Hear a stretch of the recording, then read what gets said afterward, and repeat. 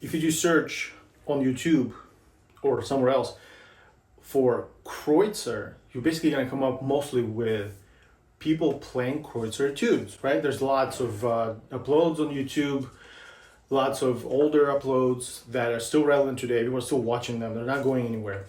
And that get me wondering why. Why is it about Kreutzer that people just tend to like? I mean, these are really older etudes. How come are they still so relevant today in the 21st century? All of this is fascinating. If you think about Kreutzer's career, he was a very established composer. Like, his book of etudes was a very small part of his portfolio at the time when he was, at the height of his career. He was a very, very well known composer in France, performer and teacher. So he was basically at the top of his game, and being in his class meant a lot, in the Paris Conservatoire, which we'll talk about in a little while. He was also composing concertos, string quartets, all kinds of stuff, operas, okay? Have you heard of any of that stuff? Have you actually ever listened to Kreutzer's operas? I haven't. Somehow they just passed me by. I don't know. I've never heard any of his quartets, chamber music, none of that. I don't know. I never heard. Somehow it passed me by. But his book of etudes, very much big part of my violin life. It's still relevant. I still practice them, even though I've played them as I was a kid. When I was a kid, I still practice them today to maintain shape, to maintain sharpness of my left hand, my right arm. Basically, every kind of violin technique is relevant, and that is just interesting. It's fascinating. This is a time-tested book that people use today, and it seems to be not going anywhere, anytime soon. Wow.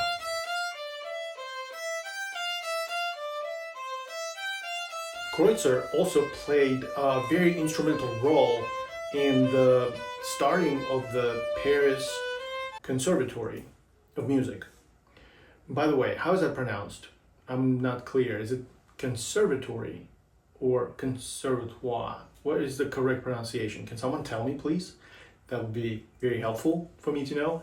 Anyway, he was one of the founding fathers. 3 guys, him, Pierre Rode, and Pierre Bayot. Those 3 violinists, they're all violinists, started the community organization that evolved to be basically Paris Conservatory that we know of today. Interesting. So that makes him one of the founding fathers of the French violin school. So historic guy, historic figure. That's great and fascinating and interesting. And of course, if you're interested in music history, you can probably do even deeper research on Kreutzer online. I'm sure that you'll find some interesting moments about him in his life. But really, how does it help us? What can we do with all this? And really, why are we still talking about his book of etudes? The 42 etudes that he wrote. Actually, he wrote 40. 2 of the etudes were added later by somebody else. More on that later. His book of etudes are still relevant, and this is why we're here. This is why you're watching this video, I hope. So let's get to the bottom of it. Why is it about Kreutzer etudes that people like so much? I think it's because they are basically a rite of passage for violinists. They cover every major mainstream technique for violinists. Basically anything from left hand technique, double stops, shifting, positions, trills, to right arm technique. You have basically every kind of bowing you can think of is in his book. And it's wonderful collection of etudes tested by tens of thousands of maybe millions of violinists and viola players too. Violists play also these etudes on viola, and they've been doing this for centuries. Guys, think about this. All technology hasn't changed very much, still relevant. So the 42 etudes in the Kreutzer book are not organized by progressive difficulty, but rather by technical focus. So breaking them into categories such as bowing techniques, trills, double stops, shifting, and articulation sort of mirrors how advanced teachers and pedagogues approach this book. So I broke it down into 4 parts. You have your etudes 1 through 14 for bow strokes and left hand coordination. Then you have your etudes 15 through 22 for trills. Then we have etudes 23 through 31 for bow control, for shifting, for string crossings, and for octaves practicing. And finally, we have final section, etudes 32 through 42, which is basically double stops.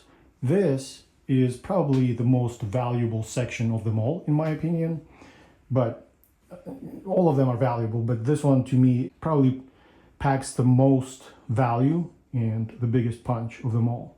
Anyway, this structure allows you guys to kind of target your own technical needs on violin. If you're working without a teacher, or if you are working with a teacher, you sort of have some blueprint and some context on how to practice these etudes. So what should you expect from these series of etudes I'm planning to create for you guys? Well, let's see. I'm planning to basically break down the Kreutzer etudes by technique.